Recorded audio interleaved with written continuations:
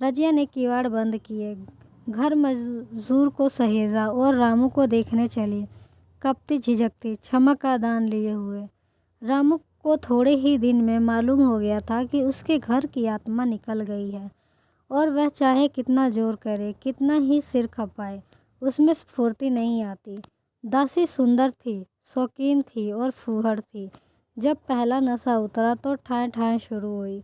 खेती की उपज कम होने लगी और जो होती भी थी वह उटपटांग खर्च होती थी। ऋण लेना पड़ता था। इसी चिंता और शोक में उसका स्वास्थ्य बिगड़ने लगा। शुरू में कुछ परवाह न की, परवाह करके ही क्या करता। घर में पैसे न थे। अताइयों की चिकित्सा मैंने बीमारियों की जड़ और मजबूत कर दी और आज 10-12 दिन से उसका दाना पानी छूट गया था। मौत के इंतजार में खाट पर पड़ा कराह रहा था और अब वह दशा हो गई थी कि जब हम भविष्य से चिंतित होकर अतीत में विश्वास करते हैं, जैसे कोई गाड़िद आगे का रास्ता बंद कर पीछे लौटे। रजिया को याद करके वह बार बार रोता और दासी को कोसता। तेरे ही कारण मैंने उसे घर से निकाला। वह क्या गई, लक्ष्मी चली गई। मैं जानता हूँ अब भी बुलाऊं तो दौड़ी आएगी, लेकिन किस मुंह से बुलाऊं। एक बार वह आ जाती तो उसे अपने अपराध की क्षमा मांग लेता, फिर मैं खुशी से मरता। और लालच नहीं है। सहसा रजिया ने आकर उसके माथे पर हाथ रखते हुए पूछा, कैसा जी है तुम्हारा? मुझे तो आज ही हाल मिला। रामू ने सजल नेत्रों से उसे देखा पर कुछ कह न सका। दोनों हाथ जोड़कर उसे प्रणाम किया, पर हाथ जुड़े ही रह गए और आंखें उलट गई।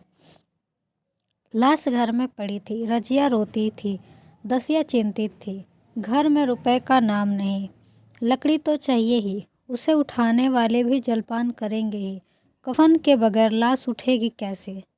10 से कम का खर्चा ना था यहाँ। घर में 10 पैसे भी नहीं। डर रही थी कि आज गहन आफत आई। ऐसी कीमती भारी गहने ही कौन थे? किसान की बिसात ही क्या। 2-3 नग बेचने से 10 मिल जाएंगे, मगर और हो ही क्या सकता है। उसने चौधरी के लड़के को बुलाकर कहा, देवर जी, यह बेड़ा कैसे पार लगे?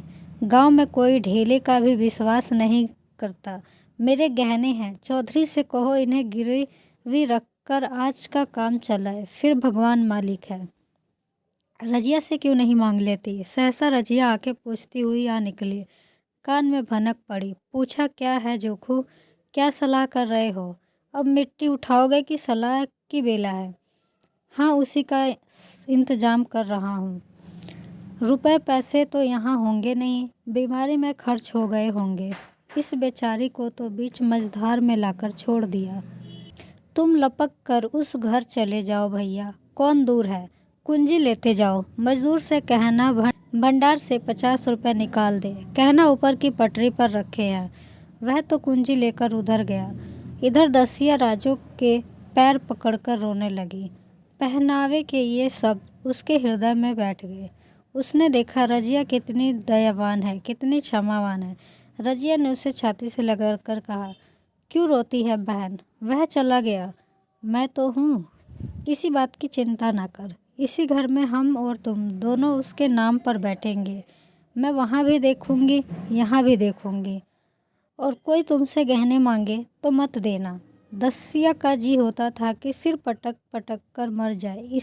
इसे उसने कितना जलाया, कितना रुलाया और घर से निकाल कर छोड़ा। रजिया ने पूछा, जिस घर में रुपए हो सूरत करके मुझे बता देना। मैं झगड़ा नहीं रखना चाहती। बच्चा दुबला क्यों हो रहा है?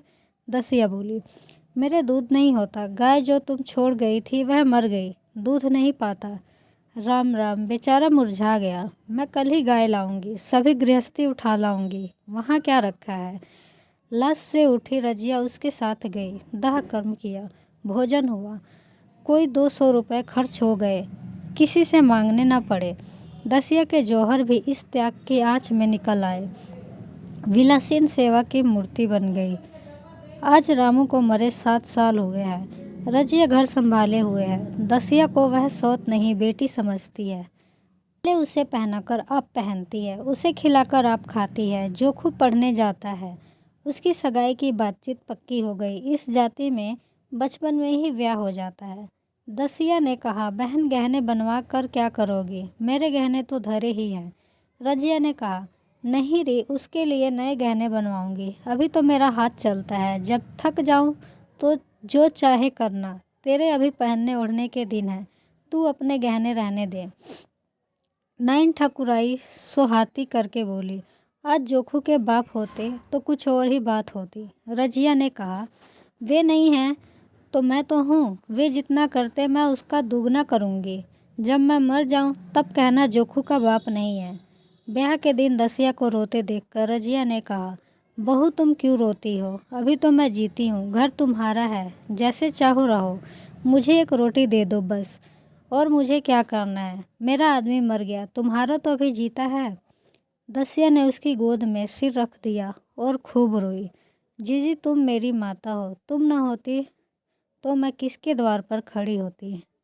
घर में तो चूहे लौटते थे, उनके राज में मुझे दुख ही उठाने पड़े। सुहाग का सुख तो मुझे तुम्हारे राज में मिला, मैं दुख से नहीं रोती हूँ। भगवान की दया पर कि कहाँ मैं और कहाँ यह खुशहाली। रजिया मुस्कुरा कर रो दी।